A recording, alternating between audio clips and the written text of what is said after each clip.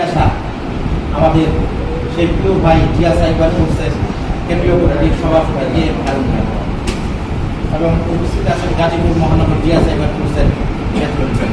আসসালামু আলাইকুম। এখানে বক্তব্য দেওয়ার মতো তেমন কিছু না, যেহেতু এটা পুনর্গঠন কমিটির বিষয় নিয়ে আলোচনা। আমি দীর্ঘদিন চেষ্টা করেছি, আপনারা আমাকে এখানে সমন্বয়ক হিসেবে দেখেছেন, তাই এখানে আমার একটা দায়িত্ব আছে, যেটা চেষ্টা করেছে পালন করার জন্য। আপনাদেরকে সবাইকে বলেছে সবসময়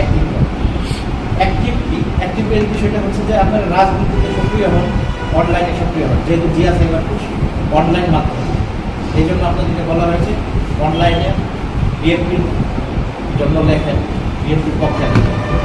আজকে সারা দেশে যেভাবে বিএনপির বিরুদ্ধে অপপ্রচার চলছে, এই বিষয়গুলো নিয়ে আমাদের লেখা উচিত ছিল, হয়তো এখানে আমরা ওইভাবে কেউ লিখি হবে। বিভিন্ন অপপ্রচার করছে জামাত শিবির বা অন্যান্য সংগঠন যারা আছে, সবাই কিন্তু এই বিষয়টা নিয়ে আমাদের বিরুদ্ধে লিখে যাচ্ছে।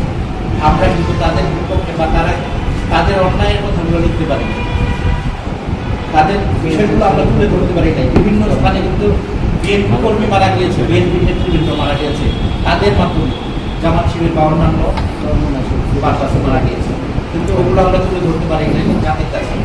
সেটা আমাদের ব্যর্থতা। সবচেয়ে বড় ব্যর্থতা হচ্ছে এই কমিটি 65 সদস্য, অথচ যতদিন মিটিং হয়েছে অথবা কোনো আন্দোলনের বিষয়টা কোনো প্রোগ্রামে যাওয়া হয়েছে, মাত্র 5 জন 10 জন উপরে গেল মিটিংয়ে আসলে হয়তো 20 জন আসে। এই জন্য আমি বলছি যে আপনাদের কমিটিটা ঠিক করে, কেন্দ্র থেকেও বারবার বলেছে যে আপনাদের কমিটিগুলো বোঝা, কমিটি ঠিক করে। যদি আপনাদের সবাই মিত্র যান না, 10 জনের চেয়ে 2 জন ভালো যদি অ্যাক্টিভ করে থাকে। এই জন্য আমি চাইতেছি যে এই কমিটিটা আপনারা পুনর্গঠন করেন, যোগ দিয়ে করেন, যেন অ্যাক্টিভ থাকে, অনলাইন যেন কাজ করতে পারে, সেই লোক দিয়ে করা যায়। অ্যাক্টিভ থাকলে যারা আপনারা এখানে রাজনীতি, আমি সবসময় চাইছি একটা বিষয়, সেটা হচ্ছে যারা বিএনপি করে, অনেকে আছে সদস্য বিএনপির কোনো অঙ্গ সংগঠনের যার স্থান পায়, আমি চাইছি তারা এখানে আসুন, আইসা তাদের কর্মদক্ষতা দেখিয়ে অন্যান্য সংগঠনে প্রবেশ করছে। যেমন আজকে আমাদের সভাপতি ওইখানে গেছে, তার কাজের মাধ্যমে গিয়েছে, আপনারাও যেতে পারবেন ইনশাআল্লাহ, আশা করি। এই জন্য আপনারা অ্যাক্টিভ থাকেন, কাজ দেখান, রাজপথে থাকেন, তাহলে আপনারা অন্যান্য সংগঠনে ঢুকতে পারবেন। আর সবচেয়ে বড় বিষয় হচ্ছে, আমরা যদি কাজ না করি, দলের জন্য না কাজ না করলে আমরা তো ঘরে বসে কিন্তু কর্মদিন পাবো, এটা সবাই জানে। যাই হোক, আর বেশি কথা বলবো না, বলি আজকে এই কমিটি, আশা করি যেহেতু কেন্দ্রীয় কমিটি সবাই জানে যে এই কমিটিটা একেবারে নির্জীব হয়ে গেছে। এখন আমাদের সম্মানিত সভাপতি সাহেব আছেন, যেটা বলবেন ওটাই আমরা করবো, ওইভাবেই করবো। এখানে বর্তমানে সভাপতি আছেন শাহজালাল, আর সাধারণ সম্পাদক হিসেবে আছেন মুরাদ।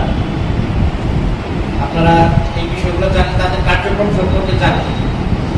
এখন পরবর্তীতে আপনারা, যেহেতু আজকে আমাদের হারুন ভাই বলে দিচ্ছে এই কমিটি থাকবে না, এর আগে বলা হয়েছে থানা কমিটিগুলো করেন, দীর্ঘ সময় বলা হয়েছে থানা কমিটি করার কথা। আপনারা কেন্দ্র থেকে নোটিশ দিয়েছেন 15 দিন, বলেছে 15 দিনের মধ্যে কমিটি, থানা কমিটি গুছাতে না বললে কমিটি বিলুপ্ত করা হবে। কিন্তু আমি ওনাদেরকে বলছি সমস্যা তাই একটু ওয়েট করেন, কমিটি হবে। দুর্ভাগ্যজনক বলবেন এই কমিটি করা হয়নি, আপনারা কেউ করতে পারেন না, বা সভাপতি সাধারণ সম্পাদক, সেখানে আমিও মনে করি আমিও ব্যর্থতা তাই না, আমি কেন্দ্রকে জানাই, ওইভাবে বলি, এই জন্য দোষটা আমার। এই জন্য আজকে আমি এই জন্য কথা, আপনি যোগ্য মনে করেন আপনার নামটা লিখে দিতে পারেন সাধারণ সম্পাদক হিসেবে। এখানে যারা আছেন তাদের পক্ষ থেকে আমি 2-3 জনের নাম বলতে পারি, আমার নাম যে আপনাদের লিখতে হবে ওইটা না। এখানে দপ্তর সম্পাদক আছেন, ওনার অ্যাক্টিভিটি খুব ভালো, এই জন্য আমি বলছি যে মাসুদ চৌধুরী আছেন, তারপর আছে, কামাল ভাই আছে, এছাড়া আপনাদের পছন্দ